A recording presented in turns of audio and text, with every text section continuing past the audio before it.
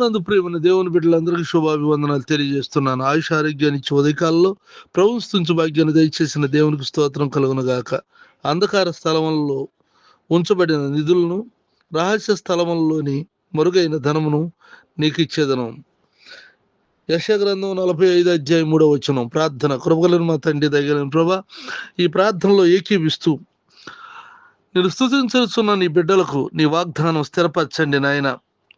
తండ్రి, మీరు అంటున్నారు తండ్రి, ఇదిగో అంధకార స్థలంలో ఉంచబడినటువంటి నిధులను, రహస్య స్థలంలోని మరుగైన ధనం నీకు ఇస్తానని చెప్పిన దేవ, ఎవరైతే ఆర్థిక సమస్యలతో బాధపడుతున్నారో అటు వారందరినీ ఆశీర్వదించి దీవించండి. ఎవరైతే నా తండ్రి అప్పుల్లో ఉన్నారో అటు వారికి దీవెన దయచేసి ఈ సంవత్సరం అప్పులన్నీ తీరి నెమ్మదిగా, సుఖంగా, సంతోషంగా జీవించినట్లు సహాయం చేయండి.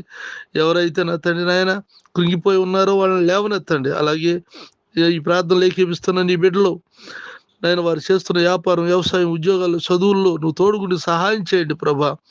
తండ్రి, ఎవరినిచ్చే విడుక ప్రతి వారికి రక్షణ ఇచ్చి రక్షణలో నడిపించండి.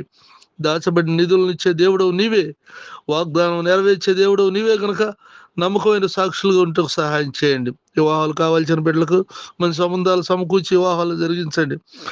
బర్త్డేలు, పెళ్లి రోజులు జరుపుకుంటున్నటువంటి వారికి సంవత్సరాంతం వరకు నీకు అంతృష్టించి కాపాడము. అంతేకాక నా తండ్రి నాయన, సంతానం లేని వారికి సంతానం దయచేయండి ప్రభా. అయ్యా, నీకు వందనాలు. నీ చేతులకు అప్పగిస్తున్నాను, అద్భుతం చేయండి తండ్రి. నా దేశాన్ని రక్షించండి ప్రభా. అయ్యా, మీరు ఈ లోకానికి వచ్చింది ప్రతి వ్యక్తికి రక్షణ ఇవ్వటానికే నా తండ్రి నాయన. నిత్య జీవానికి వారసులు చేయడానికి వచ్చారు ప్రభా. ప్రతి స్థలంలో క్రిస్మస్ వేడుకలను జరుపుకుంటున్నటువంటి ఈ దినాలలో నాయన నా తండ్రి, ప్రతి వారిని రక్షించమని, మేలుతో నింపమని, నాతోటి సేవకులైన వారిని నీ చేతుల్లో ఎత్తుపట్టుకొని వారి పరిచర్యను దీవించమని యేసునామమున తండ్రి. ఆమేన్, ఆమేన్. తండ్రి అయిన దేవుని దయ, ప్రభువైన యేసుక్రీస్తు వారి కృప, పరిశుద్ధాత్మకు సన్నిధి నిత్యం తోడేయుండుగాక. ఆమేన్.